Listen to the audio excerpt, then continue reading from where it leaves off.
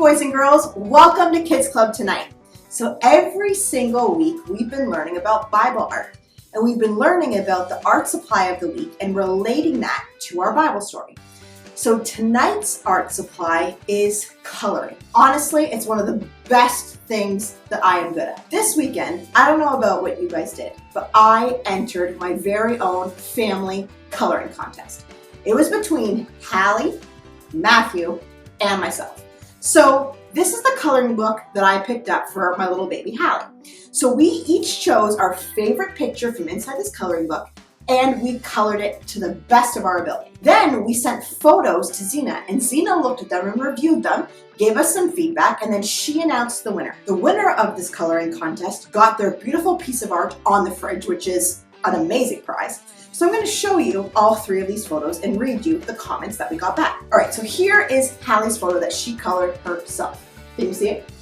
Beautiful, beautiful rain boots. She has the water, she has the color of the boot, she has the dirt on the bottom. I mean, it's a masterpiece in my opinion. I think it's beautiful. All right, let me show you my picture that I drew. Now, this photo is of a butterfly. Isn't it so beautiful? All of the colors, I mean, it's spectacular. All right, now I'm going to show you Matthew's photo. He's a bit of a show off at times, but I mean, that's okay, that's okay. Here's his photo. I mean, it's pretty good if I'm being honest, okay? So Zena gave us some feedback for all the photos. Let me read to you what she said about Hallie's, okay? She wrote it on the back. She wrote, "Nice picture, keep trying, you'll get better as you get older." I mean, that's fair. She's only a baby. That was good feedback. I appreciate it. Pastor Jenna, try coloring in the lines. Zena, you don't think my picture is so beautiful? Like, are you kidding? Like, sure, I didn't color all in the lines, but it's still such a beautiful photo. I mean, okay. Now let's see what she says about Matt's photo. Remember, this is Matt's picture. She writes, "Matthew is definitely the winner of true work of art." What? Matthew is the winner? This picture? And you know what she said why he won? Because he colored in the lines. So what? He colored in the lines. I mean, whatever. So tonight we are actually going to talk about how coloring in the lines relates to our Bible story a little bit later. But right now we are going to go play a game. Hello and welcome to Guess the Doodle, the game where you have to figure out what's being drawn on the screen before everyone else has figured it out. Hopefully you can understand the rules because we're going to get into it straight away. You ready to go? Get your eyeballs firmly gripped because we are about to start.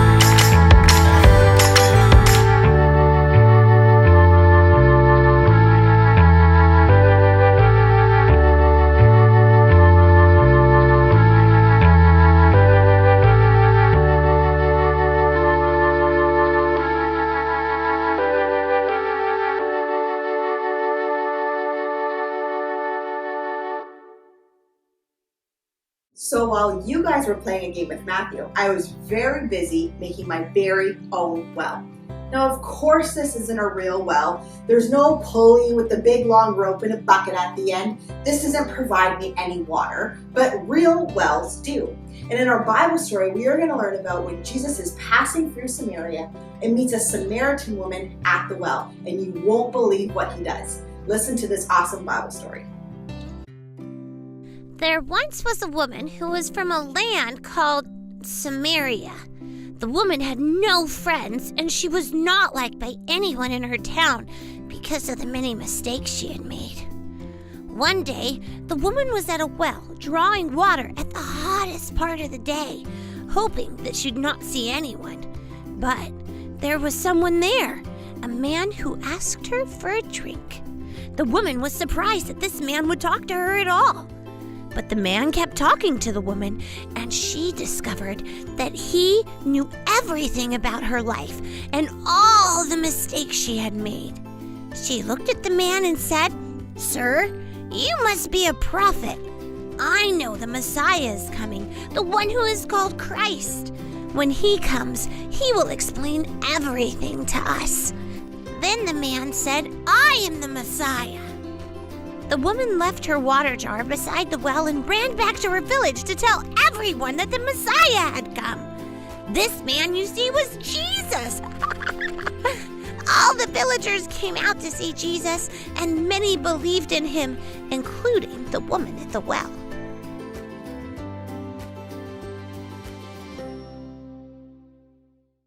So what makes that Bible story so awesome is the simple action that Jesus did. So in that Bible story, Jesus is on his way to Galilee, and he stops in a place called Samaria.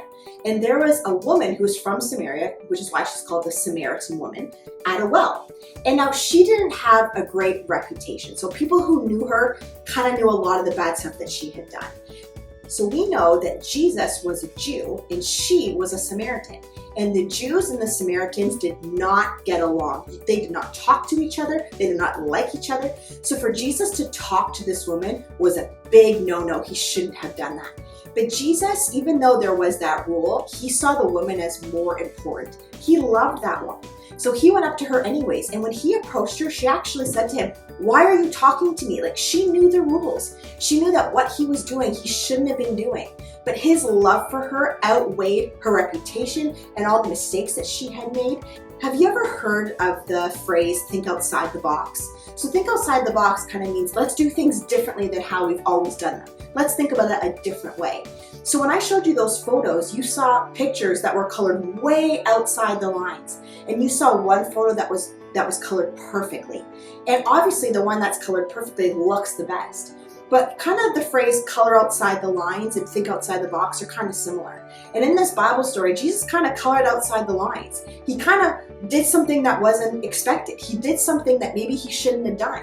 But he was Jesus, and Jesus isn't a rebel or he did bad things. He decided to be courageous in something that he knew because she was more important. And this Bible story taught us that Jesus loves people no matter what they've done or who they are. And we can show that same love to people when we interact with people who we like and people that we don't like. We can show Jesus' love to every single person that we meet. So sadly, this is our last Kids Club. It's very sad, but I will see you again in September for Kids Club again. Hopefully we're back together in the building, and I promised you a Bible story game at the very end. So hope you were listening to the Bible story. I hope you do well on this Bible story review. We'll see you soon. See you later.